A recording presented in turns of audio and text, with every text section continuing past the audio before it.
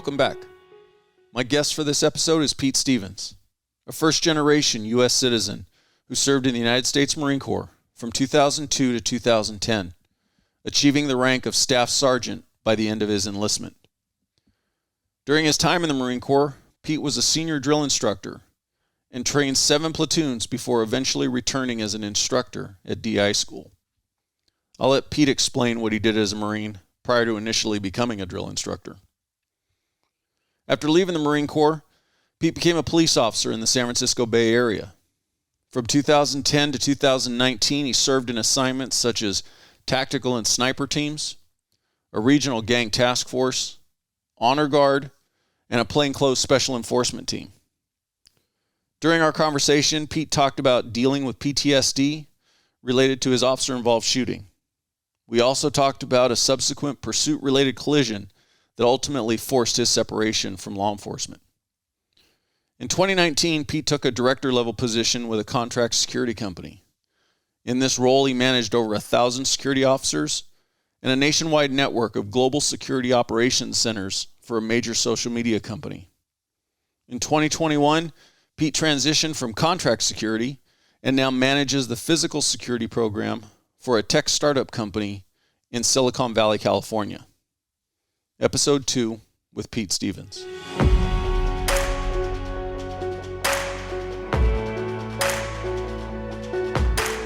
This is the Transition Drill Podcast. I'm your host, Paul Pantani, and I've been a police officer for 30 years.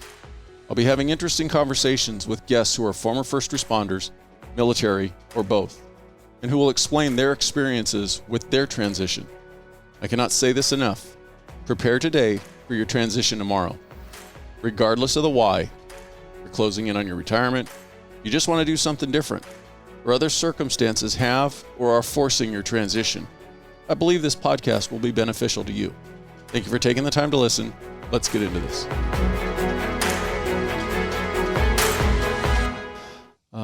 More importantly, did you go fishing today? I didn't. No, it was a busy day today, so no fishing. But I'm looking forward to getting back out there soon. I know that one phone call we had, and you're apologetic, like, "Oh, sorry, I missed your call. I was fishing." Yeah. So I take it you have easy access to a place to go fishing. Yeah, there's some creeks, about a mile away from my place, and there's a lake that's 10, 15-minute drive away. But what's funny is about a week after we talked, I actually took my kids up to Lake Shasta and spent some time with my soon-to-be in-laws and took the boys out there. I've taken my boys fishing probably 5 or 6 times, and we were pretty sure that they had a curse because I couldn't catch anything when I was with them. I'm gonna have you slide a little bit, just in a little bit closer. But we got up to Lake Shasta, and first cast they got a bass on there, and so yeah, it was a pretty successful trip. Now they've got a lot of fires going on up and around that area. Were you guys impacted by that? Not at all. No, we take kind of an off the beaten path part of the lake, and when I looked at the weather before we got up there, it said smoke. That was the weather forecast. But we got up there, it was totally clear blue skies, just absolutely beautiful every single day. I know that there's a ton of fires burning all in and around that area because I've got family that's just outside of Weed. Oh, okay, yeah. And they're dealing with it. So, would you consider yourself an avid fisherman? On and off. It's one of those things that I'll get hooked on it for a while, and then I get bored and I get distracted and I go do something else for a little while, and then somebody takes me up to Lake Shasta or something, and I'm hooked again. And so. You prefer freshwater over ocean, or do you do both? I've never really done much ocean fishing, so. Oh, cool. Yeah. So going into this, let's kind of go backwards a little bit. Sure. Where'd you grow up? Yeah, kind of an interesting story, really. My parents are from Australia. They moved here just before I was born. So basically, I'm the first generation to be born in the U.S., so born down in L.A., and lived in Pasadena for a little while, and then moved to Kansas. And I was in... That's a jump. It is, yeah. So my dad was part of the Methodist Church and was a pastor with them, and they kind of have a similar arrangement to the military where they move you around every couple of years. So we moved out to western Kansas. I was like right on the border of Oklahoma and Colorado in a tiny, tiny little town called Elkhart. We spent some time in Dodge City, Kansas, and then we ultimately lived in Lawrence, Kansas, where the university is, for the rest of like high school and all of that. So you graduated high school in Kansas? Yeah. Now, your parents came to the States because of the church? Well, sort of. My dad, they came out here because my dad was going to go to seminary down in Pasadena. There's a seminary there called Fuller. And they had every intention of going back to Australia, but just fell in love with the United States and decided to stick it out here. Do you have a big family, brothers, sisters? Yeah, I'm the youngest of four. But the only one born here in the States? I was the second born, so I guess they came just before my next sister was born. So, yeah. Now, what brought you back to California from Kansas? I don't know what it is, but I think California is in my blood. There's been a few things, right? So after high school, I went into the Marines for about 8 years. I did the back and forth between the West Coast and the East Coast a few times. And did the military thing, get married young, have kids young. Not always the best decision, but whatever, that's what you do when you're young and in the Marines. So, but ultimately toward the end of that time, a little over 7.5 years, I decided it was time to settle down in an area where I had, no more opportunity or no more chance of potentially being gone for 8 months at a time when my kids are going through Little League and that kind of thing. So, right. So what year did you go in the Marine Corps? 2002. And you were in until what year?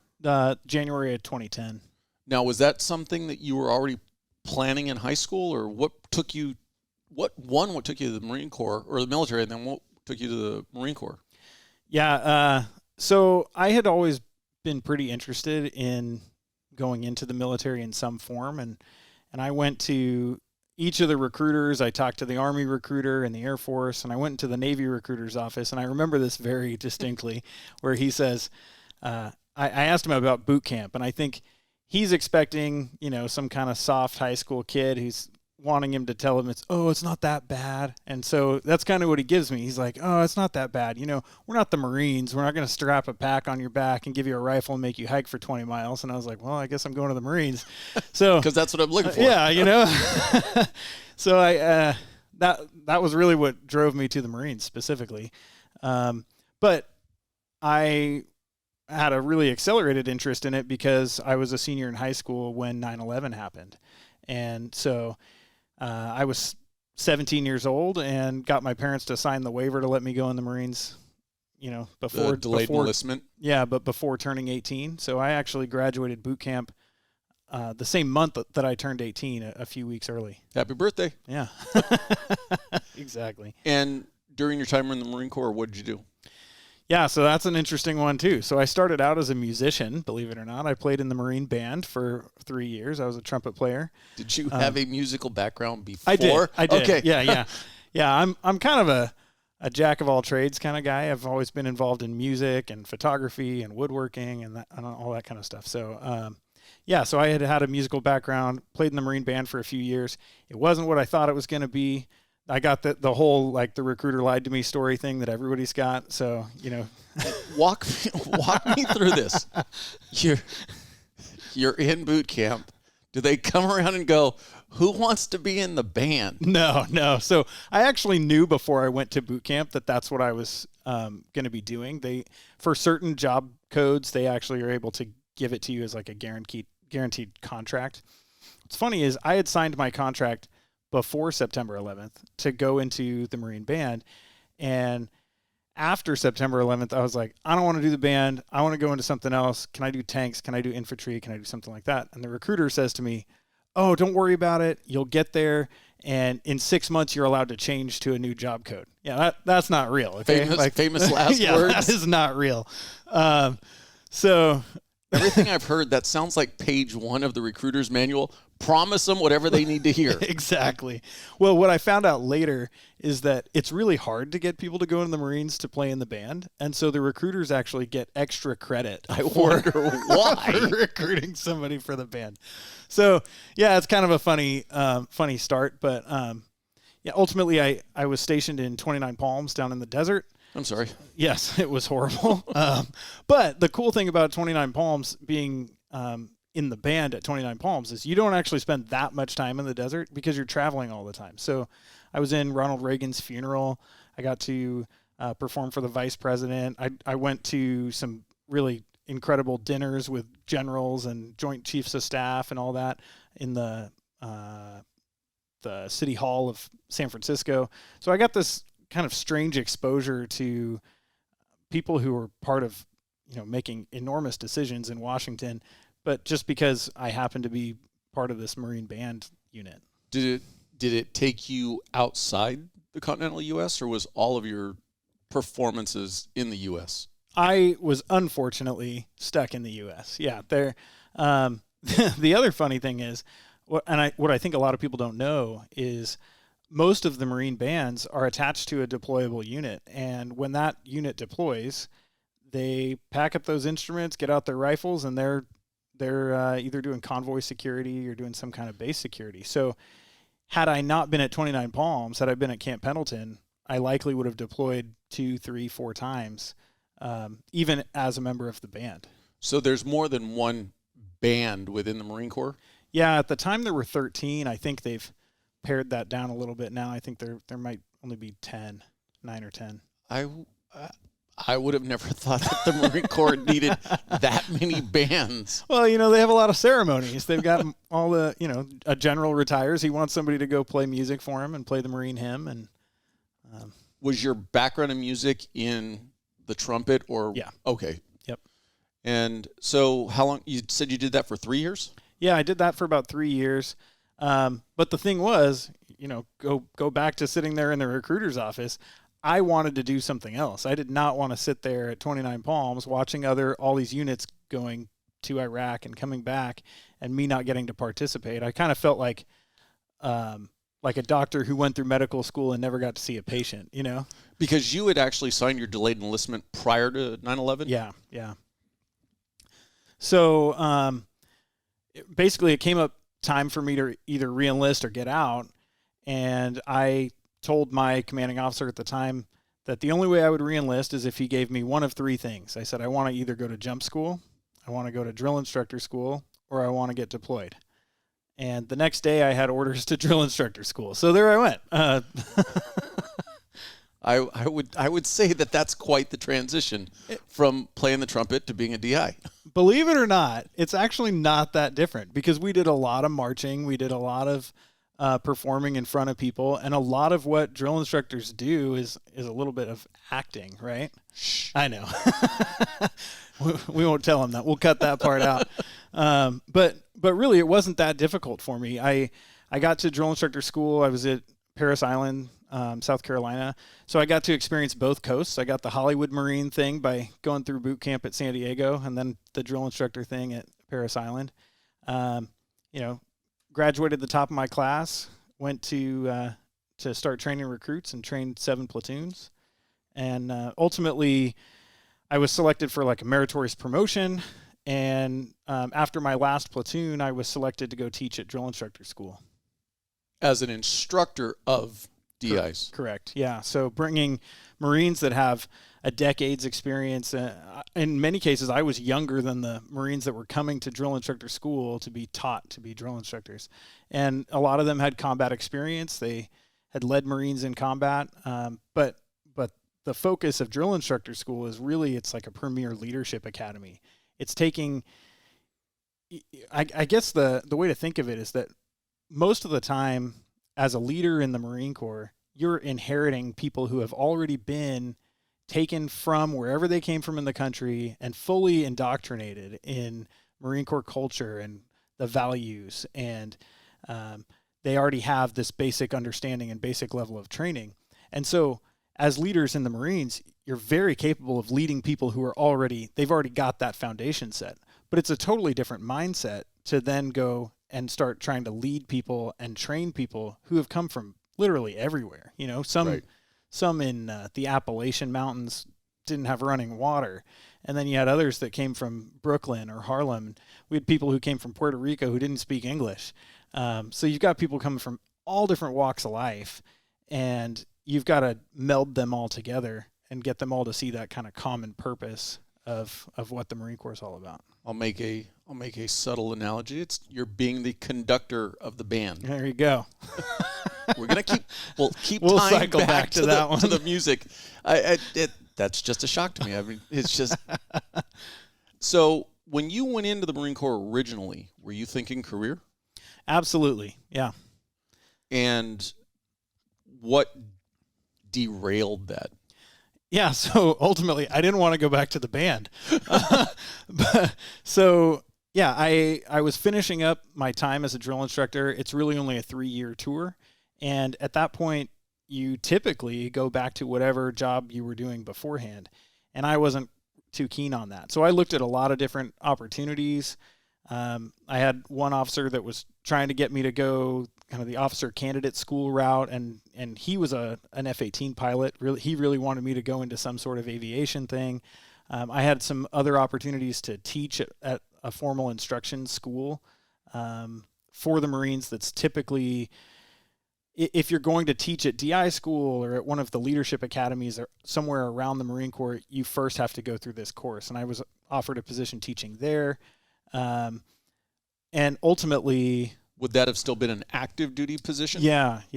And both of those sounded like great options to me until I started looking into kind of the details of what they might be. The aviation officer route, you were talking about an 8-year commitment with lots and lots of deployments. And then I started looking at how old are my kids and how old are they going to be when I've finished school, finished whatever job school I go to, assuming I get into aviation, right? But I'm going to be gone basically all the little league years, all the kind of the core best years of childhood. And it became pretty clear to me that it was time for a change. And so when you got out, where were you at that time? You were still in South Carolina? South Carolina, yeah. And so from there, where'd you go? So I flew out to the Bay Area multiple times in the last 6 months that I was in the Marines looking for opportunities. So I started looking at schools and I started looking at different law enforcement agencies. What was your draw to the Bay Area? That's where my now ex-wife, where her family was and where she grew up. So we were trying to be close to at least one of our families.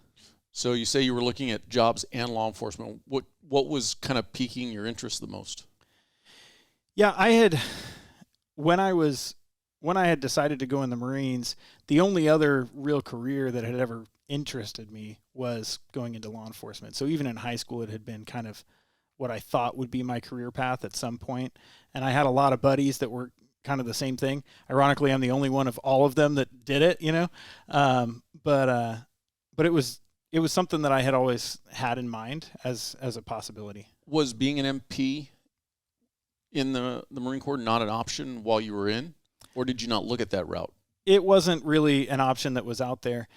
It was kind of an interesting time. There were not very many opportunities available. There was like explosive ordnance disposal was one. Not really the safest job. There was one that was with satellite communications was another one. And then satellite, nobody uses satellites. Right. Yeah. And then the last option would have been going through that kind of officer candidate school. And, as we already talked about, that wasn't going to be the best. Not the best for your family. Exactly. Yeah. So you're in the Bay Area. You're ultimately made your way towards law enforcement. Yep. What year was that? That was 2010. Yeah. So I started the application process about 6 months before I finished my enlistment. So I did the whole oral board, backgrounds, all of that stuff while I was still waiting to get out of the Marines. And is that so the ability to travel and get to those testing process, was that fairly easy? Does the Marine Corps work with you, or did it take a lot of leveraging? It took a lot of leverage. And being an instructor at DI school is a little bit of a coveted position. So it wasn't a real popular thing when I told everybody, yeah, I've actually decided I'm going to get out of the Marine Corps. It's typically one of those things that sets you up for a career, to get promoted, right? Because it's just not one of those things that very many people get an opportunity to do. There's 8 Marines that are instructors at DI school on the East Coast and 8 on the West Coast out of like 200,000. So it almost seems like they wouldn't want to get rid of you? I mean, it's a set schedule. It's a set deployment of you're only going to do it for 3 years and then you're out. Yeah, at the drill instructor duty, and that's because they're trying to rotate people. They call them B billets. So there's like recruiting, there's instructing at our infantry combat schools. Some people will go to teach at their own job school, something like that. It's supposed to be a way to kind of take Marines out of their deployment cycle, give them some time in where you're definitely going to be in the U.S. for a while. Drill instructor duty is no break, though. But it's ultimately, though, it's not meant to be a permanent position. Correct, yeah. Okay. So, came out to California. Did you test with multiple law enforcement agencies, or? I ended up only applying to one, and somehow that worked out. It's a pretty rare story, I think. So started law enforcement what year? In 2010. Yeah, March of 2010, I started the academy. Okay. Graduated in September that year. And now, kind of jumping ahead a little bit, you ultimately came out of your law enforcement career before retirement or anything like that, and we'll get to that. Yeah. But how many years did you end up doing in law enforcement? Yeah, I was employed as a police officer for just about 10 years, so about a month shy of that. And was that, at that time, your long-term? Were you looking at doing a career there? Absolutely. I was going to stay until I was 50 at least at our retirement age, based on our retirement plan, if not longer. But what took you out? Well, it was a combination of things. A few years before I left the police department, I was involved in an officer-involved shooting. And, I didn't do the smart thing right afterwards. I didn't kind of deal with the demons that come as a result of that. And after about 2 years, I started to realize that I really had a problem with what had happened. And there were a lot of different factors involved. But what I should have done on the front end was just go talk to somebody early on and work all that stuff out on the front end. And I didn't, right? How quickly after the shooting did you start realizing that there was something not right?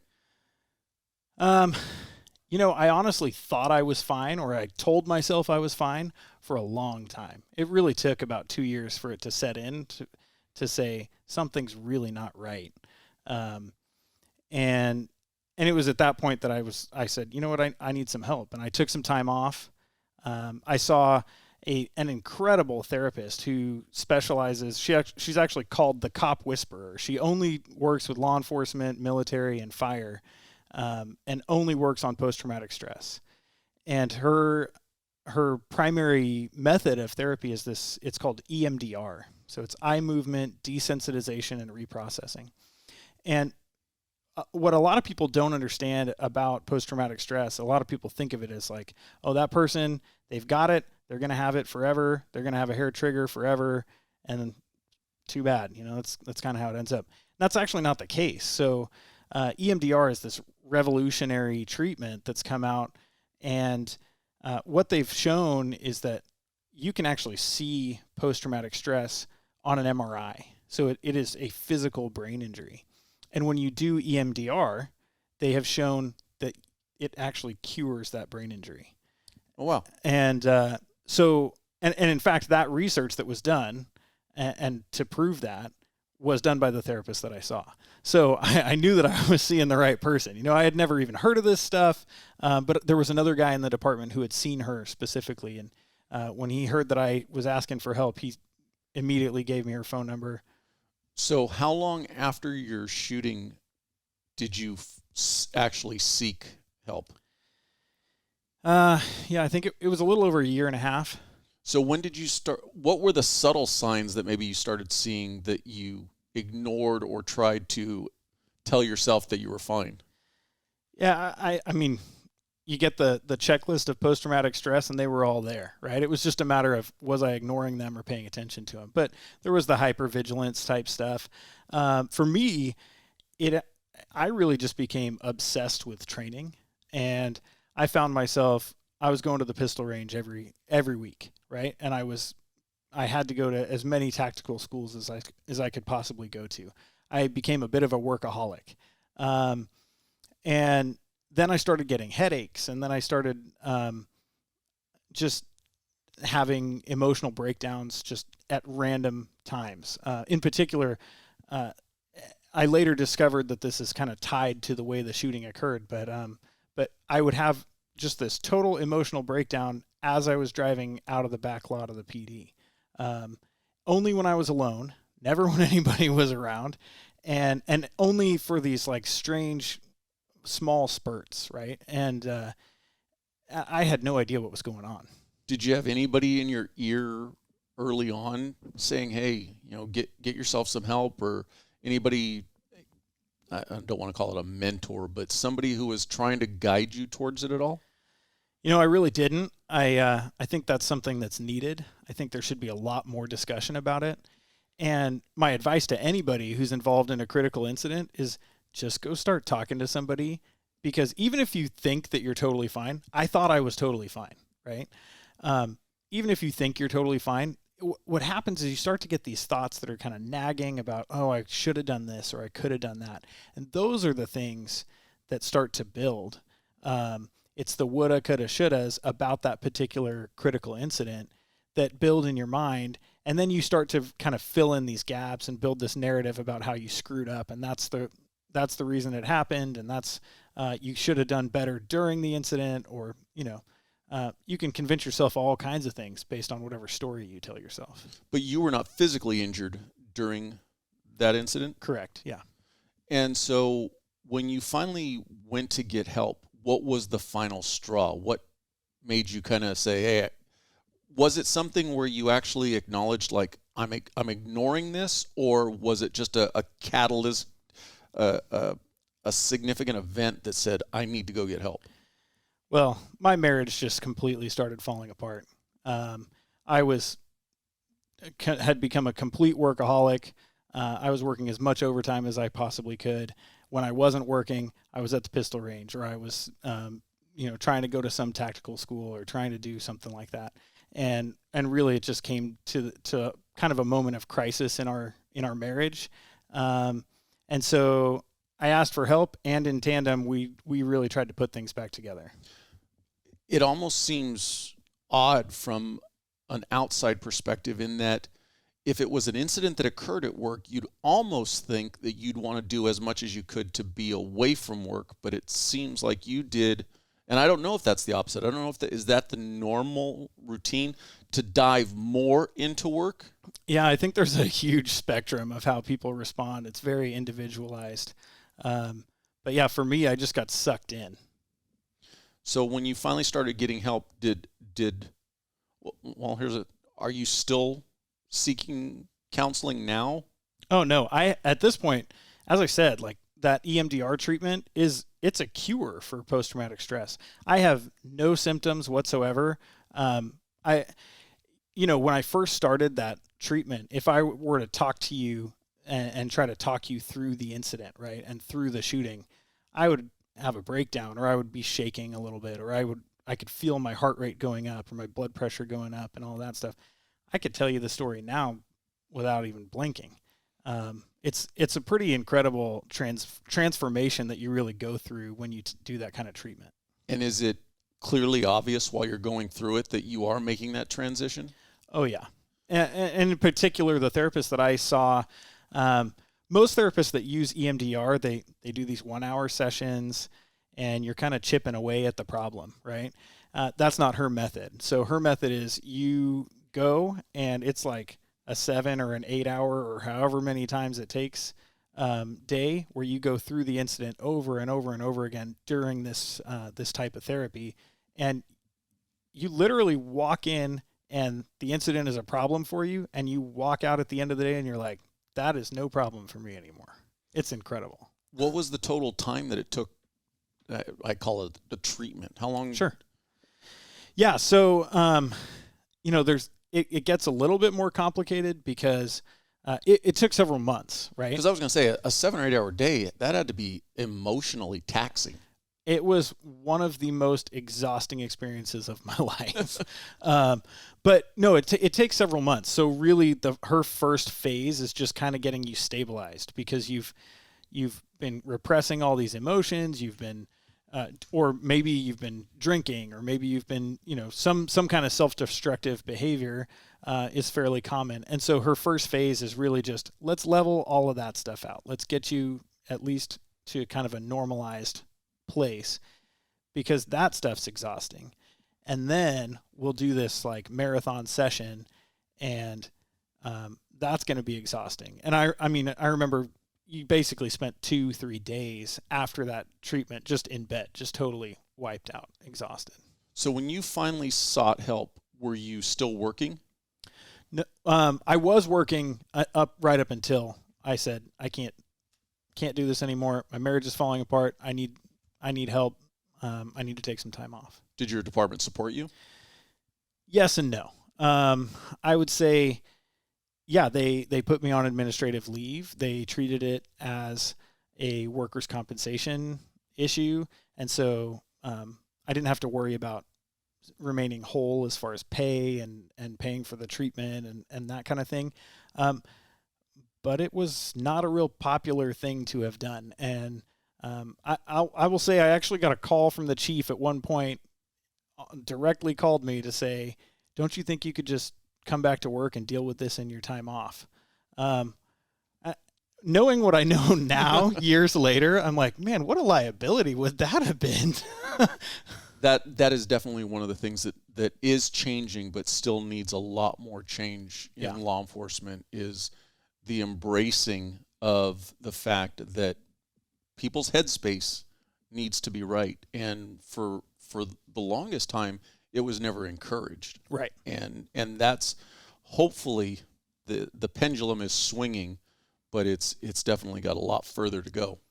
Yeah, absolutely. And really, I think the more you have the conversations about it and you normalize the fact that cops run into abnormal situations, and the reaction you have to it is a normal reaction to a really abnormal thing, right? And that's really the mindset that I think everybody should adopt. And again, if I could encourage anybody to do, a cop to do anything, is if you're in one of those calls where you see a child die, or you go to a suicide, or if it's something that you're thinking about for a couple of days after, just go talk to somebody on the front end. Don't wait until you're like, oh, I've started destroying my life, right, before you go and get help. It's a lot easier. And a lot of departments now, and even then, had a way to go and get help anonymously, right? And you just needed to know how to get that resource. So I think if that could be advertised a little bit better to the officers that are working the street and going to these calls, it's going to make a world of a difference. Advertised and encouraged. Absolutely. It's got to be encouraged. It's got to be validated that what you're feeling, those feelings you're having, are not healthy. Yeah. And to go get help sooner than later, because pretty much everything about the job is traumatic. It's a stressful job. When you compare it to what the general public sees on a daily basis, right? It's an extremely traumatic profession, and for many, they're brought up in a culture of suck it up and deal with it. Right. Move on to the next call. Right. And I came from the Marines, so I knew nothing other than suck it up and deal with it. Which is why I just told myself over and over and over again. I mean, I can remember repeating it in my mind. You're fine. What are you, I'd have some emotional breakdown as I'm driving out of the back lot, and I would be out loud telling myself, you're fine. What is wrong with you? You're fine. Stop it. Everything to indicate you're not fine. Yeah. So when you finally sought help, what the total process took, how long? Yeah. So it took about 7 or 8 months. But that's because the therapist that I see doesn't work on one critical incident, right? So I had been a cop for 7, almost 8 years, I think, by the time I went and asked for some help. And so in 7 or 8 years, you're not going to have one critical incident, right? I had one shooting, but I had been to a lot of suicides. I had seen kids die. I had been to those bad crashes. I I'd been to a lot of shootings with other officers. A neighboring agency had an officer killed, and I was part of like the peer support group that went and talked with all the people that were on the scene when it happened. So there had been an accumulation of a lot of different incidents that you would kind of reflect on periodically, or they seem to randomly just come up in your mind, or maybe you'd have a dream about it or something. And so the concept of how she does treatment is to really wipe the slate clean. She's like, yeah, we're going to do the big one, the one that really got you in the door here, but we're going to talk through every single one of those ones that every now and then just pop up in your mind. So that basically by the time we're done after several months, you're clean slate. You can just go back to work and not have any problem with any of that stuff anymore. So were you able to get back to a point where you felt good enough to go back to work? Yeah, absolutely. I was eager to get back. And what time frame are we looking at that point when you're back at work? What year? Yeah, I think that was 2018. Okay. And then what happened after that? Yeah, so a couple months after getting back to work, I'm working patrol. It's Memorial Day weekend, or the Friday of a Memorial Day weekend. And we've got a cop that almost gets run over by somebody that he's tried to pull over, and we end up in a vehicle pursuit. So it's Friday evening, the holiday weekend, traffic's crazy, and we've got a vehicle pursuit for a violent felony, right? So you're perfect time for a pursuit. Yeah, you're weighing all these factors, right? Well, ultimately, during the pursuit, I saw an opportunity to do the legal intervention move where you stop the car by physically using your car to stop it. The crash was pretty significant. People say, "Oh, you were in an accident." I'm like, "No, I was in it on purpose," but but it was pretty. It was nothing accidental about it. But it was pretty significant. I ended up with a back injury in the middle of my spine, but right between the shoulder blades. And again, I had really just come back from taking some months off, and some people weren't too happy about me taking that time off. They felt like I had, raised the white flag or whatever. And so I really didn't want to take any time off again. So I tried to just keep working through that back injury for a few months before I finally was like, I actually physically cannot sit in a car for an 11-hour shift anymore. So did that end up being an injury that required surgery or anything? No surgery, no. And it's like a really strange kind of nerve issue that there's really no fix for. So ultimately it turned into a lot of physical therapy, some like electrostimulation type therapy, and ultimately just I guess you're going to have to deal with this. So then the decision to leave law enforcement, was it yours, or was your agency looking for you to come back to work? No, I was ready to go. I had kind of come to the realization that I was done kind of putting my body and my life on the line in that way. And also I could almost not walk at the end of a shift after spending the time in the car. So, I took several months of physical therapy and all of that, and ultimately just started looking for other opportunities. So what did you start looking for as far as your transition out? Yeah, I thought it was a natural transition to go to corporate security. So that was my focus. It seemed like I had done a lot of things as a police officer. I had done a lot of things as far as leadership and all of that in the Marines. And so some sort of corporate security management role seemed like the right fit for me. Was it an easy transition? Absolutely not. Yeah, the thing is, Could you be a little more definitive in that answer? This was one of those decisions that it wasn't really a decision. It was like, okay, well, I guess I better find something else I can do. So it was like, okay, well, corporate security sounds good. So I started shotgunning out resumes everywhere, the scattergun approach. I don't recommend that. It's not very effective. But I also didn't even really know how to write a resume, and I hadn't written one since 10 years before that when I was applying to be a cop. So making the transition out, what would you say, looking back, was the biggest hurdle you had to overcome? Yeah, I'd say I had no network, right? I didn't know anybody in the corporate security world. I had no personal brand. I had some social media accounts, Instagram and Facebook and all that stuff, but I didn't really have a LinkedIn profile.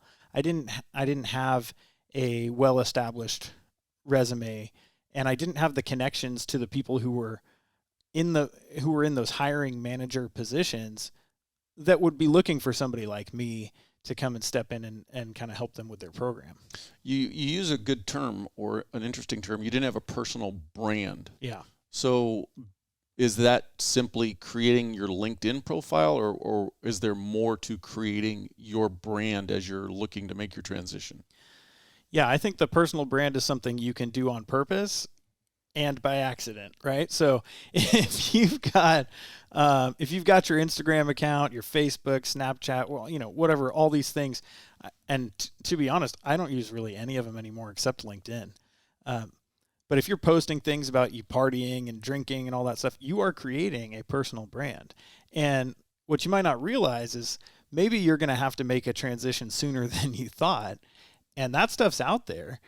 And a lot of these private companies, they're going to look at that because they want to know who they're hiring, right? So I think when I think of personal branding, it's really a comprehensive approach. So yeah, you need a LinkedIn profile, but what are you posting on LinkedIn? Is it something that talks about what your values are and what your goals are and that kind of thing?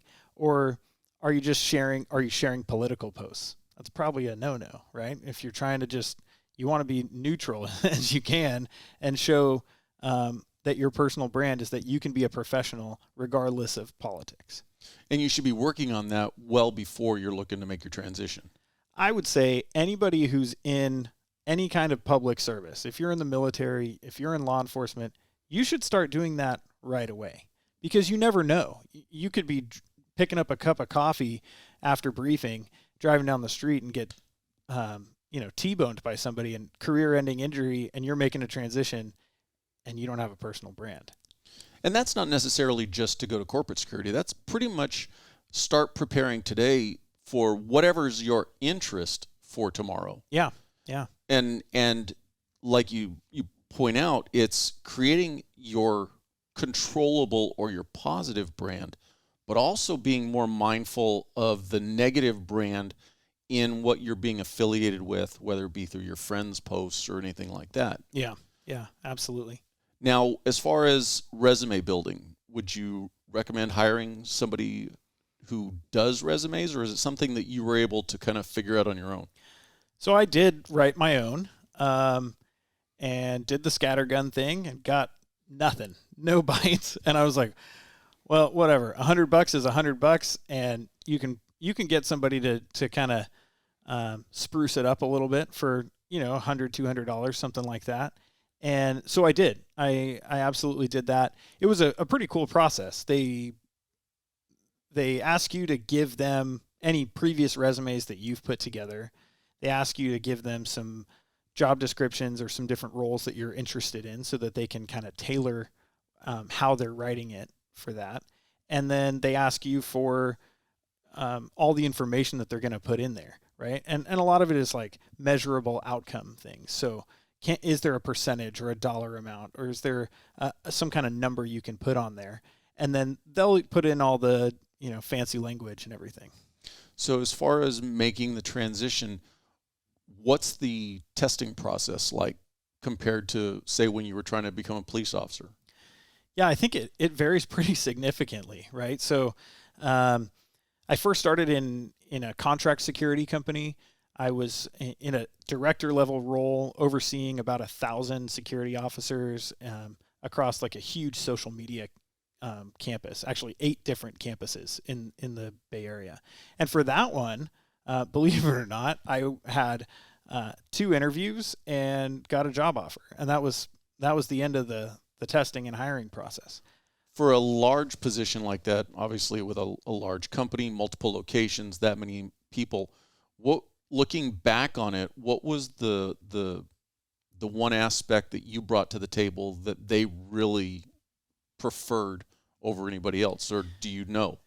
Yeah, I mean, I do. I think so. One thing was that my boss and the hiring manager, he was a former Navy SEAL, and he could kind of read between the lines on a military and law enforcement resume and be like, I know what skills this guy brings to the table, even though his resume is not that great, you know? But really what they were looking for, they were in a transition period where they were trying to revamp the culture of that particular organization. And they were looking for somebody that had a strong leadership background. So I sat down with them a couple times, met with some of the people who would be my direct reports, and they were able to give the feedback to say, yeah, I would definitely work for this guy, or no, I wouldn't, right? And was this during the hiring process or after you'd already been hired? So that was one of the two interviews that I did, was with some of the direct reports. So using the law enforcement analogy, they always say, if you're looking to become a cop, go on a ride-along. Yeah. If you're looking to move into corporate security, is there a ride-along process? I mean, is there a way to reach out to somebody who's already there and start kind of learning the background? Are they free with that information? Yeah, I would say they're way more willing to do it than you might expect. And I think for a lot of cops, the longer you spend in law enforcement, the more kind of closed off you become. You almost self-isolate in a way. You actually want to do the opposite of that. And it's going to be uncomfortable for a lot of people. If you're not a really extroverted person, or if that's just not your personality, it's going to be difficult. But what I would recommend is get on LinkedIn, create your profile, stay in keeping with your agency protocols on what you can say and what you can't say about who you work for, all that stuff. But go start looking for people who are in those senior level roles and just start sending them invitations to connect, but always attach a note that says, hey, I'm in law enforcement right now, but I'm considering corporate security in the future. If you've got 15, 20 minutes that you can set aside that we can jump on a Zoom call, I'd love to chat with you. And you will be amazed. People who are chief security officers at companies, or people who are director level security folks, they'll set aside 15, 20 minutes, no problem. Sometimes give you an hour, and sometimes it'll turn into like a mentoring relationship. So it's start developing that network. Absolutely. Sooner than later. Yep. Now, as far as education, do you find that advanced education is a requirement or just a benefit? I'd say it's not a requirement, but here's the thing. I have an associate's degree. I don't have a bachelor's. I don't have a master's. I don't have any of that, right? And again, I think that came to, I had a former Navy SEAL who could read between the lines, and he's like, that's fine, whatever, man. The education's what it is. But I will say this, if you have the opportunity to go to school, I'm still going to school now. I have a lot of ambitious plans with school. Get that degree. It's kind of like a ticket to the ride. You know, if you don't have the ticket to get in the door, in many cases, that might be the thing that separates you from anybody else. It's like everybody else has a degree and you don't. Well, sorry, we've got to start culling this list pretty quickly. So you're going to get wiped out pretty fast. So you want to keep as many feathers in your own cap compared to somebody else as possible. And anything that you can add to it is only to your benefit. Sure. And it's not even just about degrees. It's like, go get certifications, right? So corporate security's got a lot of different certifications through organizations like As Is. They do networking events. It costs like $100 a year or something to get a membership to As Is, and they do these networking events that are for the region. Go to those. It's not going to hurt, right? And if nothing else, it'll connect you to the people who are security professionals within your general region. And they're going to be the ones that are giving you video surveillance when you have a stolen car, or you have a burglary, or some kind of DV in their parking lot. So it's good to make those connections anyway. It'll make you a better cop, as well as getting your face out there and getting them to know who you are. Well, that's what I was immediately thinking, is you're gonna utilize this network even before you transition out of your law enforcement career to conduct your investigations. And then you're already establishing that relationship with these people. They're already able to see the kind of work that you do. Yep. And that will carry over when it's time for, hey, I need a job. Yep. And look, there were guys that I worked with at the PD that they said to all of us that were really hard workers, they said, "Oh, we get paid by the hour, man. I don't know why you're doing that," right? But if you have the opportunity to do some side... That mentality works in the corporate world, right? No. Also, a lot of positions in the corporate world are not paid by the hour. So, and it's real easy to get fired if you're not pulling your weight. But the mindset that I would suggest for people is get involved in those outside projects, right? So some community policing type project. Get your name out there with different organizations. One of the things I did, I didn't know at the time it was a good thing, but we had a vehicle burglary problem in the Bay Area. And I started partnering with some of the restaurants that kept having cars getting broken into in their lots because their customers were getting pissed off about it. And I helped them with setting up surveillance cameras. And really, it was for my own benefit because I was going to be receiving those surveillance videos and trying to figure out who was doing the crimes, right? I need a camera over there. Exactly. But it turned into something that I could put on a resume, particularly for corporate security. Yeah, I've helped build corporate security surveillance systems. And it was just a side project I did in some free time when I was working patrol. So making the transition, let me go backwards a little bit. Stepping away from that identity of law enforcement, was that an easy transition for you, or did you struggle with that? No, that's tough. That's real tough. It's still tough. I still have moments where I'm like, man, maybe I could still do it. Maybe I could go back. There's nothing like the thrill of driving code 3 from one side of the city to the other. You have no idea what you're really going to find when you get there. And I loved it. I loved the thrill of the job. I absolutely loved the work. I miss it. I do. But I also love what I'm doing now. So, some of it is just coming to a level of acceptance of, well, this is where I am now. And some of it is like, well, what are the positive things that I still have control of that I can focus on? And that's really how I try to keep my mindset. So now that you're on the other side of the fence, for no other term, check your ego at the door, I'm assuming? Yeah. Leave the law enforcement guy behind or bring that person with you. Don't forget your experience, but don't talk about it all the time, right? A lot of folks... Wait a minute. In the break room, everybody doesn't want to hear about your cool cop stories all day long? Sometimes they do, just not every day. I think you got to be aware of... We talked about personal brand, but there's kind of a law enforcement generic brand right now that's not real solid, right? The world is not looking really positively at cops. And it, even minus all of the media stuff and all of that, just think about the fact that your average citizen, somebody who's not involved in crime, their interactions with the police is they pull me over, they give me a ticket, it costs me money. They don't like you. So those are the people you're going to be working with. So helping them to see that cops are not just some monster that gives them a ticket on the freeway or when they run a red light, it's really important. And I think that's part of why, as a cop, if you're active duty, you should still go out there and talk to business owners, get them to know who you are. It's going to do a lot more than just help you. It's going to help your department to, particularly when you do have that major incident go on in your city or in your jurisdiction. I think one of the things that a lot of people don't, not that they don't realize it, I don't think they stop to think about it. You've got a profession in law enforcement that 99.9% of the time, people are calling you because it's the worst day of their life. Yeah. Yep. And that's your entire career. Yeah. And so it's easy to kind of get into that mentality of, I don't necessarily want to call it negative or pessimistic, but you're so used to being the problem solver or being the one who's got to deal with a problem to then kind of check that at the door and say, okay, I'm done with that. Let me bring Bob or whoever you are forward.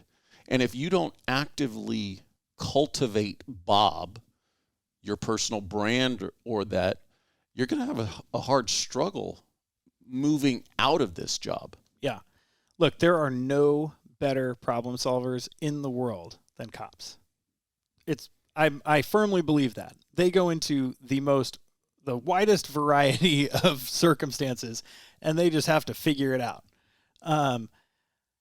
And there's an element to that, particularly you look at corporate security. There are going to be elements to that. There is still that kind of gray area where you need to figure out what you can and can't do. But there's also a lot more focus on the liability. There's a lot more focus on your company's brand, on their reputation, on what is conveyed to the public about that company in particular.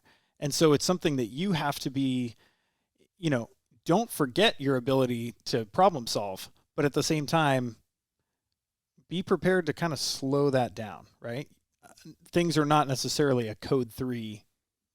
They're not needing a code 3 solution. So one of the most valuable skills you bring as a prior law enforcement is that ability to gauge, is this a ram the door and go in and pointing guns at everybody situation? Or is this one of those like, timeout, we got a barricade, let's just slow this down and come up with a really practical solution. And the ability to do that is something that people who've never been in the military or law enforcement, most of them don't have that skill. And to them, everything's an emergency. So to be able to kind of pull back the reins on the room and just say, hey, let's just talk through this. Let's, a lot of the tech companies, they have these walls that are just all painted with the whiteboard paint. So it's like, hey, let's get up on the whiteboard and let's just map this thing out real quick. So do you find that corporate America tends to be more of embracing the experience you have and kind of defer to your knowledge and experience? Or do you get more of the, man, you overreact all the time, we don't need to? Do they perceive it as you're taking it as a code 3 situation all the time?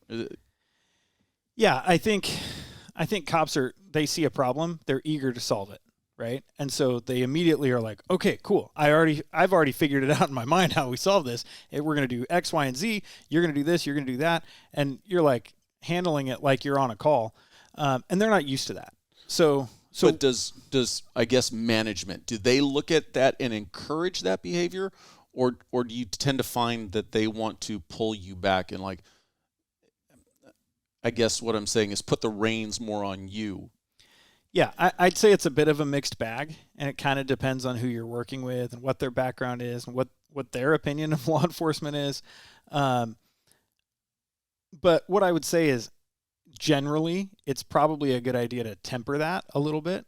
Don't be afraid to just sit there and listen.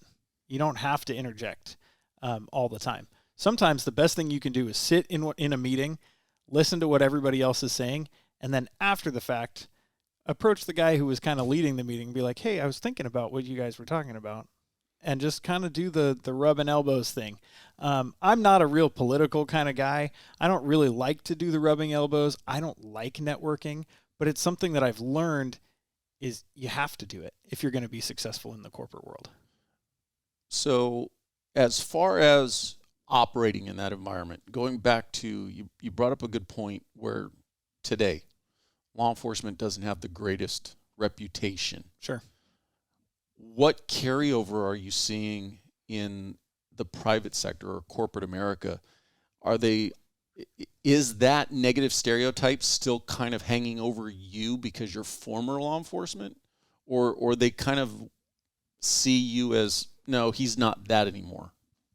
I think when you're applying for jobs, they're pretty cautious about that. They want to know that you have the EQ, the emotional intelligence, to be able to talk to people. What they don't realize is that most cops are great at that because they've talked people out of doing the craziest things, but they want to see you do that. And that's a big part of the interview process. I mean, we talked about, so my first role in corporate security was in this contract world, 2 interviews.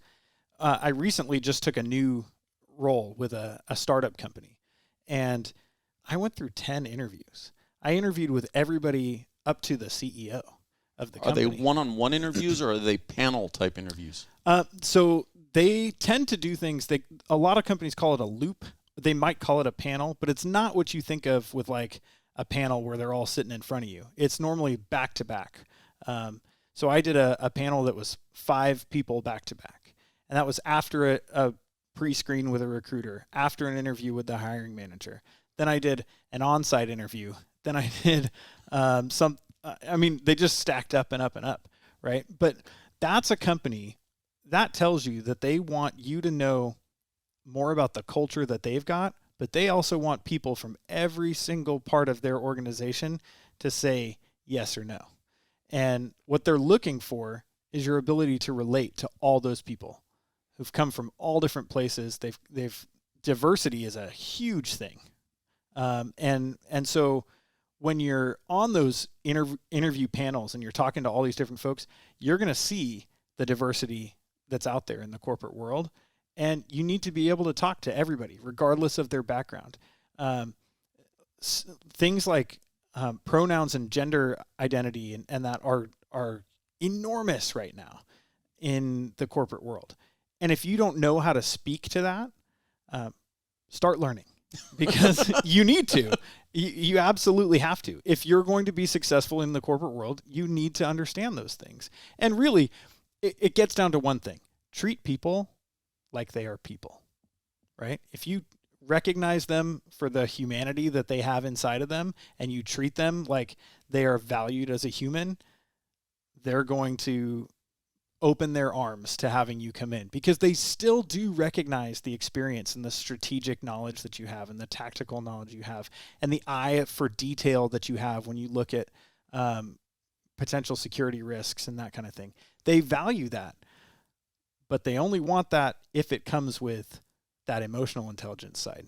So put the right package around it. Right. Put the right bow on the package. Don't bring the gruff, my way or the highway mentality to that. And that makes me recently heard this, and I really like the way this saying goes, is we've all heard, treat people like you want to be treated. Right. A better one I heard recently was treat people like they want to be treated. You have to be able to see somebody else and understand what they're looking for, not what you're looking for. And I think that's a hard thing, especially when you've been in law enforcement or the military for 20, 30 years. It's very easy to bring to the table of, you want me to get this done? I'll get it done. Just get out of my way. Yep. And that's not necessarily going to be the right way to get things done. Right. Yeah, exactly. I think the other thing is, I think we've probably all worked with those officers who are like, they're there to check a box. So here in California, you've got the 5150 criteria. If you're going to take somebody to the hospital, they need to meet. If you check these boxes, they go. If they don't check these boxes, they don't go. You go to those calls, and some officers are, okay, do they meet the boxes? Oh, sorry. Nope, can't do anything. Bye. And they're out. That's not what corporate is looking for. So if that's your attitude and that's your mentality, you should probably look in another realm. Maybe you can get into something that's more your own business or something. But so when you say that the boxes aren't checked, are they expecting you to then figure out a way to check that box? No, but what I'm saying is, the alternative method is, hey, you don't meet the criteria for me to mandatorily take you to the hospital, but you know what? The CAD board is not full right now. I can spend an extra 20 minutes talking to you, and maybe we can find some other resources that are out there for you. If you take the time to do that, and again, it goes back to recognizing their humanity, treating them how they want to be treated, and if you can build that kind of a skill set where you can slow down and say, I'm going to treat this person like they're a human being. That's what the corporate world is looking for. They want you to be able to do that. So I'm thinking it's like back when we're working patrol. Don't be that guy who just waits for the radio to send you somewhere. If there's an issue that needs to be addressed, take the initiative and deal with it yourself. Yeah. But at the same token, don't have the attitude like it's my way and no other way. You've got to look at all the viable options. Yeah, absolutely. And also not let's just get this over with as fast as we can and get back to having coffee at 7-Eleven. That's a priority, though. It is. Hey, you got to take care of yourself. You never know if that's the the last cup of coffee you're going to have for the day. You're going to be standing in some crime scene. Ain't that the truth? What did you find your experience as far as, so you mentioned going through 10, I call them oral panels, Yeah. the loop. Is it all done in one day? Is it spread out over multiple weeks? Yeah, I mean, it can vary pretty drastically, right? So that first job, it was basically 2 interviews. It was about a week and a half process. This more recent position, I think it was about 8 weeks over the course of the entire thing. And looking back on it in hindsight, what could you have done to prepare yourself a little bit better? Obviously, you got the job, but in looking back on it, was there something that you could have done a little bit more or been a little bit better prepared? Yeah, I'd say research the company you're interviewing with. I did. Part of the challenge with this company is it's a startup, and there's a lot of stuff that they're keeping pretty close to the chest right now. They don't need the public to know all the ins and outs because there are competitors and everything. So, but there is information out there, and the more that you can know what job you're interviewing for, the better. One thing that I, toot my own horn for a second, but one thing that I think I did well was after each interview, I reached out individually. I took notes during the interview. What were the questions they asked? What did we talk about? And I sent messages to each of the people that I interviewed with, within a day of having the interview. And I said, hey, I really enjoyed talking with you, especially when we talked about X, Y, and Z. And I wasn't blowing smoke. I did enjoy talking to them. And the things that we talked about were all very relevant to the job that I was applying to. So it was important to talk about those things. But it just showed, again, that I was interested in who they were and the fact that they took the time, because they all have jobs to do, right? They're doing interviews as just like, that's a block on their calendar that they've blocked off, and they're doing this for the betterment of the company. It's not really for them. So it's kind of a way to thank them for taking the time, setting aside whatever projects that they are working on that they're stressed out about, to sit there and talk with you for half an hour or an hour. You addressed an interesting point in that you said you took notes during your interview. So that's definitely not the norm when you're in the law enforcement realm and you're testing, whether it be new hire or promotion. Sure. But on the corporate side, is it common that you, during the interview process with them, you would actually take your own notes? I don't know if it's common, but that's what I did. And do you find they didn't have any issue with it? No, they definitely had no issue with that. I think it's just like once you've crammed so many things in your brain, you just don't have the same memory you had when you were younger. So I've got an excuse there, but nobody had a problem with me taking notes. And I think that, now in the role, one of the things I'm doing in my first couple months there is, again, going and meeting with many of those people that were in those interviews. And because I took those notes, now I know what's important to them, right? And particularly in corporate security, you're going to work with every business group in the organization. So you might be working with the legal department or some sort of hardware tech team or a software tech team, or, maybe you're in a manufacturing, you're going to work with somebody who's building things. And so you need to be able to talk to all those different people. And one of the key things is being able to listen. So asking them, hey, what's important to you? How can the security team help you? That's probably one of the most important questions you can ask in the interview. So most interviews, they will have a list of questions. They'll go through them. And most of the time, they finish up with, hey, we've got 5 minutes left over. What questions do you have for me? Don't be the one that says, I got nothing. See ya. Nothing for you. Write down some questions. And if you really are blanking, the best question is, what can I do in this role to make your job easier? Everybody's got an answer to that question. Was your desire to work with a startup company? Because I would imagine also, too, if you're dealing with a startup company, many of their security procedures and practices may not even be in place yet. So and maybe I'm not in your situation, but you could also be interviewing for hey, we want to hire you, but also you need to bring your ideas on how to implement Was that a desire of yours to go to a startup company? Yeah, I think for me, I had spent almost 2 years at a major social media company, but as a contract security manager. So I was managing people who were doing the work, but on the contract side, you don't get as much exposure and you don't get as much of a seat at the table to help develop the security strategy. So for me, I wanted to go to a company where I was going to be an internal employee. So common terminology is a contingent worker is somebody who's working for a contract company. An FTE is a full-time employee. That's typically an in-house employee. So in the corporate security world, being on the in-house side means that you are in the strategy. So you're helping to develop what those processes are going to look like, or you're helping to design what the systems are going to look like, maybe the camera systems or badging systems or something like that. So that was what really attracted me to going into more of a startup, was that I was going to have a seat at the table right away. What I would say is, if you take that contract security route, it doesn't mean you don't get a seat at the table. You just won't, it's harder to get there because your job is to manage the people who are, particularly, if it's a guard force, your job is to manage the people who are doing the patrols, who are sitting in the lobby, who are responding to alarms and that kind of thing. Your job isn't really to do the strategy. And so there's not going to be an expectation for you to come in the room and help to drive that.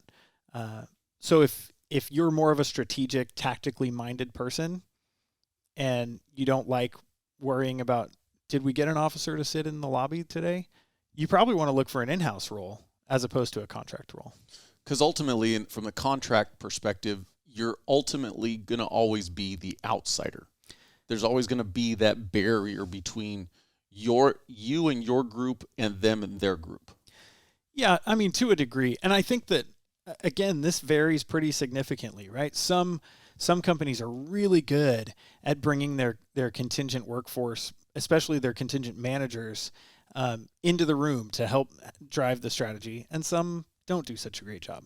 So that's another thing that you should consider, right? And that's part of that whole networking on LinkedIn.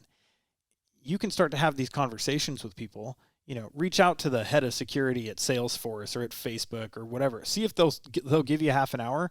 When they talk to you, cops are great at reading people, right? Just let them talk to you. Ask them very basic questions. Hey, what's really important to you in your role right now? Listen to the way that they talk to you. That's going to tell you a lot about what the culture is of their organization, because they set the pace, right? They drive the program. So if that's somebody that you can work for, or if they remind you of somebody that you worked for that you didn't like, then maybe you've just ruled out a company that you should apply to, But that's what it came down to for me. Is I was applying to multiple positions. I was interviewing with multiple companies, a couple of different startups, and I found myself in a position where I was like, well, I have to decide now which one is the one for me. If I'm in a position today that I'm starting to look at that transition, how would I know, or where would I go to find a startup to apply for? How do I know it's a startup as opposed to a large, tech company that's already in existence? Well, one way is just, if you've never heard of it, it's probably a startup. Stop giving the obvious answer. But go deep in the weeds. Yeah. But really you look at, and I wouldn't say you have to go to a startup. You can go to one of these major companies. They're looking for corporate security for in-house roles. But the thing is, they're going to hire the people they know. Right? But I guess what I'm saying is the company that you ultimately transitioned to now, did they advertise like any other company looking for this position, or was it something you found by word of mouth? Yeah, I mean, they're all advertising. So most of them are using LinkedIn. So I can't say that platform enough times, because I think that really is. It's like the networking platform for professional roles in a lot of different industries. And that's the other thing. Don't limit yourself to one industry when you're making connections with people. because you might think you want to go into corporate security, but there's a lot of different components to that too. There's investigations, and there's intelligence networking. There's open source intelligence gathering. There's executive protection. So there's a lot of different things that fall under the umbrella of corporate security. So you should, delve into all that. But yeah, they're all going to be advertising really on all the same sites. They're going to be on LinkedIn. They'll be on Glassdoor. Those are the two that I primarily looked at, but there's a lot of them out there. The other thing is when you start having those conversations with these people that are directors and heads of security, and you start to be like, that's the company that I want to work for, start reaching out to their lower level managers, because those are going to be the hiring managers, and start making connections with them. They will start sending you, if you have a good rapport with them and you build a relationship with them, they will send you the job offer, or not a job offer, but they will send you the job requisition when they post it. Or they will tell you, hey, I'm going to have a job coming up soon, and I want you to apply for it. If they don't know you as anybody else, you're just some cop with a resume, sorry, you're at the bottom of the pile, because I know this guy because he's talked to me 15 times over the last year and a half. Can't say it enough. It's it's a lot about what you know, but it's even more about who you know. Absolutely. And having that pre-established relationship affords you the ability to get the inside information, so to speak. And that's something you can't put a dollar amount on. Its value is almost immeasurable. Yeah. Yep. And there's nothing that prevents you from going and doing, well, obviously right now there's COVID, but normally there's nothing that prevents you from going and doing a site tour with them, or even offering like, hey, I've been a cop for X number of years. I could maybe do a walk around of your facility and point out some things that you might not have noticed. They will be excited to have you do that in most cases, because that's something that they're always looking for. How do we do a risk assessment? How do we ensure that our risk assessment isn't just from the eyes of somebody who's so familiar with the building that they're missing the things that are obvious to an outsider? And cops know how people break into stuff. And if you've been on tactical teams, you've broken into stuff. So, you can almost take this perspective that they don't necessarily have, and just show them the skills. And then when they have a role coming up, they're going to send you a message to say, hey, I remember when you helped me out with that risk assessment. I want you to apply for this. Now, with tech companies being on the younger end of the, I don't want to say the younger end of the spectrum, but younger as far as corporate longevity. Sure. There tend to be younger companies. Yeah. I'm assuming, or I've heard, that they don't want you coming in a suit and a tie like the typical law enforcement has been. Is that true, or? So you're trying to point out all the mistakes I made. Got it. Okay. So I walked in. I have my cheat notes. Yeah, exactly. I walked into my first interview, major social media company, and I'm wearing a suit, and people are looking at me like, who is this guy? Yeah, they're not into suits. Now, I would say you still want to look professional, right? And particularly, I think there should be a little bit of a professional look to you when you're in a corporate security role. That's mostly my opinion. I think there are a lot of people who show up in shorts and a Hawaiian shirt. And you know what? I know some of those guys, and they're fantastic. They're great at what they do, and their attire means nothing. I would imagine, though, that's not the attire, even if you're trying to get in the door, though. Right. Not correct. that relaxed. But clean, right? But jeans and a t-shirt, maybe a button-down shirt, something like that. Something a little bit nicer than what you're sitting there watching TV in your living room wearing. But no, they don't expect you to get dressed up in a suit. There's nothing that says a button down and some jeans and some nice shoes. I think that's a good look for but those interviews. That goes back then to, like you're saying, do your intelligence gathering beforehand. Yeah. If you're talking to people ahead of time, you're going to learn kind of what the culture is of that given company. Yeah. And they should be able to lead you in some of the do's and the don'ts of, hey, when you come in for this process, I can't tell you everything you can do, but make sure you at least don't do A, B, and C. Yeah, and don't be afraid to ask questions of the recruiter, right? They, in many ways, they are your advocate to all of these people that are in the interview. So if they're setting you up for an interview, say, hey, what's the appropriate attire for this interview? They'll tell you. I've had some tell me, yeah, you should really wear a suit. Okay, I wasn't expecting that. And then I've had others that are like, we don't really care. Don't be afraid to ask them questions like, are you considering other candidates? Am I one of 5 candidates? Am I one of 10? But do it in a way that's with a little bit of humility, right? To say, well, the way that I ask that question, honestly, is I say, look, I'm going to ask you Let me guess you didn't ask this one correctly either. Well, this is how I asked it. Maybe it's the right way, maybe it's not. But I said, look, if I'm not supposed to ask this question, just tell me that not to ask it. How many people are currently in the process, But when you say things like that, you're showing them a little bit of vulnerability of where you're saying, I know that I don't know everything. And they value that. They want you to be able to say, you know what, I don't really know.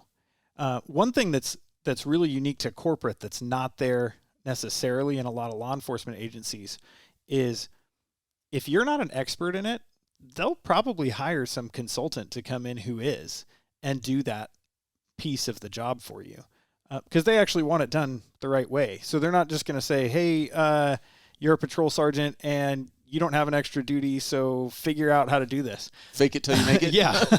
and there will be some level of that. But in many cases, if you can kind of give a business case, if you can show them the value of putting a certain practice in place, but you can also say, I'm not really the expert though, and I can point out 3 or 4 different companies that could come in and do a fantastic job for us, they'll hire consultants to do it. Now, most importantly, the process of getting hired, at least the little bit that I understand it, there's a negotiation period that's going to happen as far as pay and everything else. Is that an easy process? Is that not for me. Not for me. I'm just so thankful they're giving me a job offer, But yeah, I'm probably the wrong person to ask. I am not great at negotiating for that, and that's. Was there that component? When it finally came down? Was it a negotiation process, or is it not expected? It is expected. I think from most companies, they expect you to negotiate your salary or negotiate your benefits. In a contract workforce, most of those are not publicly traded companies, and so there's not going to be some sort of stock option. But when you go to an in-house role, there are stocks sometimes, or there's some other form of retirement, or maybe there's a different. Don't limit yourself to just the salary. There are a lot of fringe benefit type things. Maybe they can give you a fuel card for your car so you don't pay for gas getting to and from work. And that actually benefits everybody. Your taxable income goes down and they write it off as a business expense. So in a lot of cases, those creative like little extras are things that companies are really willing to give because it benefits them just as much as you. But yeah, there's an element of negotiating. And I think there's a lot of different methods out there. I'm so new to it. I'm probably not the one to give a recommendation. When somebody is moving in that realm, is longevity in the corporate world embraced, or is it expected that there's going to be, I don't want to say rapid, but consistent turnover? Or is it something where people get hired and they stay there for 15, 20 years? In the tech industry, it's pretty rare to have people stick around for a long time. And, if, again, you jump on LinkedIn, you'll start to see that. You look at people's backgrounds, it's like, well, I spent a year here. I spent 2 years there. And there's a lot of reasons for that. One of those actually is stock options. It's that there's a vesting period, right? Just like you vest for your retirement in law enforcement. So Maybe you're on a 2-year vesting schedule on your stock, so you hit 2 years and you're like, great, I'm going to take those stocks and then I'm going to go to another company.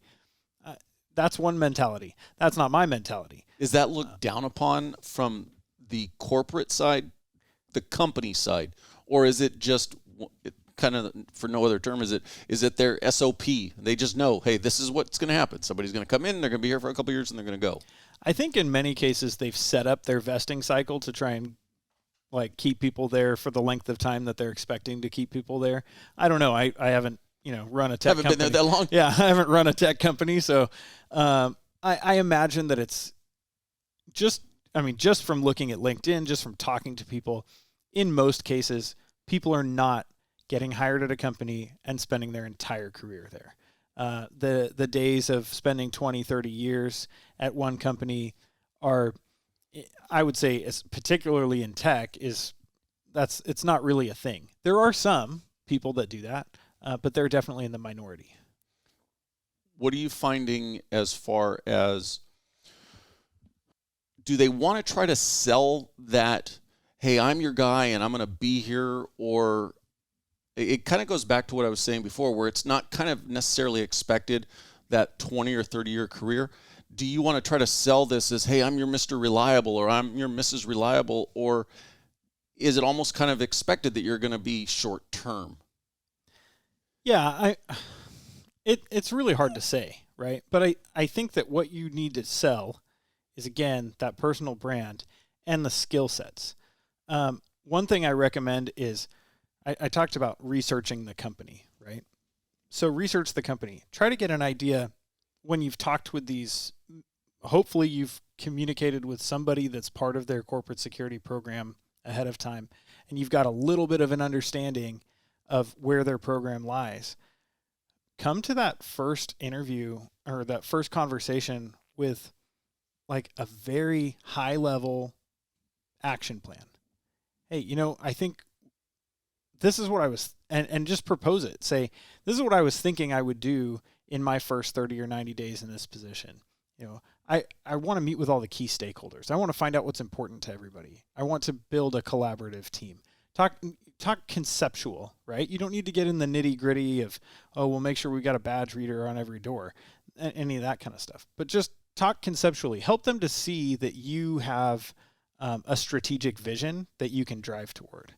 And that is something that companies are interested in, because if you can help with a strategic vision and you can draw that out on the whiteboard for them, then even if you leave, somebody else can carry that torch. So show them the value that you have and the skill set that you have and the vision that you have. I think that's what I was struggling with before, was that for most law enforcement people, I think they get into this mindset of the long term.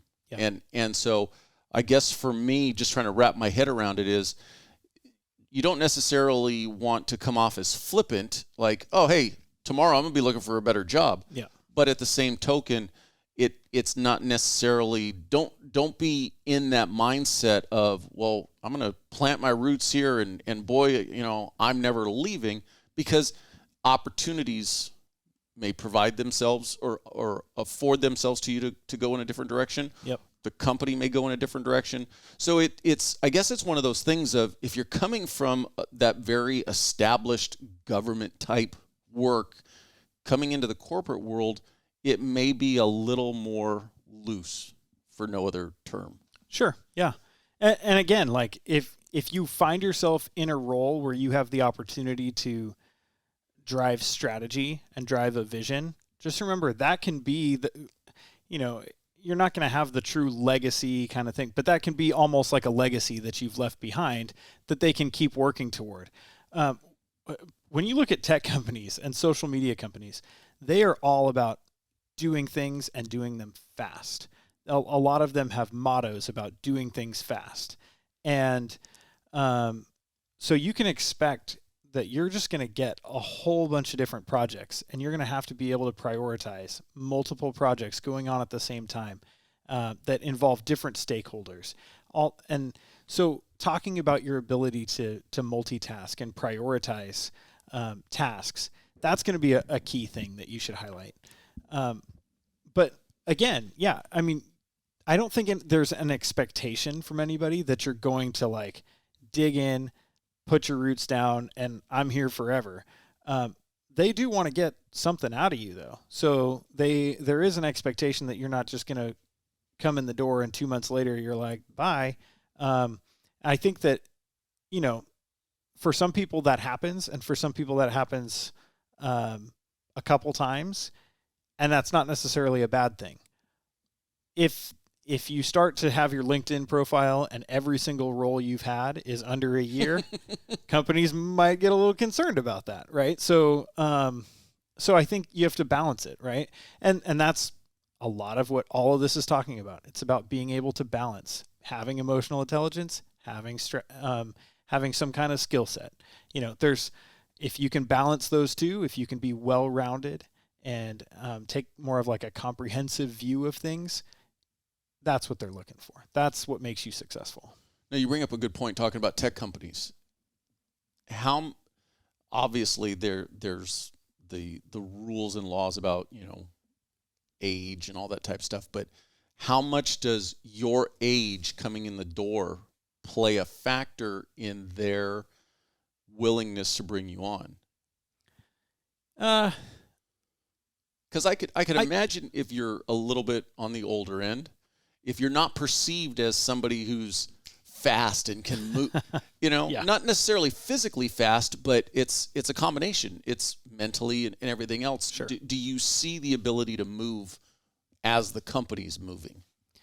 Right. No, I think if you look demographically across the tech companies, there are people in all phases of their career path, all different age brackets. That goes into the whole diversity piece, right?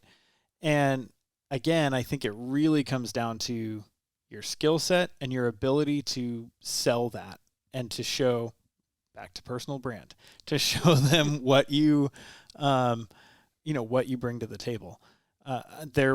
I've known retired fire chiefs and retired police chiefs who have stepped into corporate security or emergency management or environmental health and safety roles, and they're in their 50s or 60s, and they're working at a tech company, and nobody thinks a thing about their age, or at least doesn't say anything about it, right? But they got in the door, and they're doing the job. Their experience is valued. It goes back to personal brand. It's that thing that you should have. If that's like a thing that the one thing takeaway you could get from this is establish your personal brand and feed it and feed it and feed it. Start posting things about what your values are. Avoid politics. And once you get in, will they bring you? Well, if you've got a lot of experience, a retired chief, they're not going to bring you in probably at a line level position. They're probably going to bring you in at more of a director position. But if you come in at the bottom, is there the ability to move up in the corporate world the same way there is in law enforcement or military, or is that kind of not the norm? No, it's there. And I think different companies have different cultures around that. Some companies are very much a promote from within type culture, and some are, no, when we're going to hire for a leadership role, we're bringing someone in external. And so, and that is probably a contributing factor to the people not sticking around for much longer than a couple of years in any particular role. Maybe they are managing a campus or a building, and then they see another opportunity where they're going to expand their scope at another company, and they know that there's not really an opportunity at their company at the current time, and they're ready for that bigger role. So yeah, those opportunities are there. I wouldn't say there's as much of a track as there is in like the military and in law enforcement. So leaving to go get, is it necessarily more experience or just different experience to be able to move up? Yeah, maybe it's leaving to go to a bigger role, right? Maybe that's your version of a promotion. Instead of getting promoted within that company, you're taking on a bigger role at a different one. But if the company doesn't have that culture of promoting from within, you'll know that walking in the door, or is it kind of, you got to learn trial by fire, so to speak? You might have to figure that out over time. You mind if people reach out to you for advice? I'd love it. No, I really would. I will absolutely never turn you down if you send me that little blurb I told you to say on LinkedIn. So rewind and listen to that again. No, yeah. Send me a message. LinkedIn is the way to go. Reach out, connect with me. I will definitely set aside some time, and it doesn't necessarily have to be one session. We can create an ongoing relationship. I'm happy to do that. Well, I appreciate you coming on the podcast, and I thank you for your time. Yeah, thanks very much.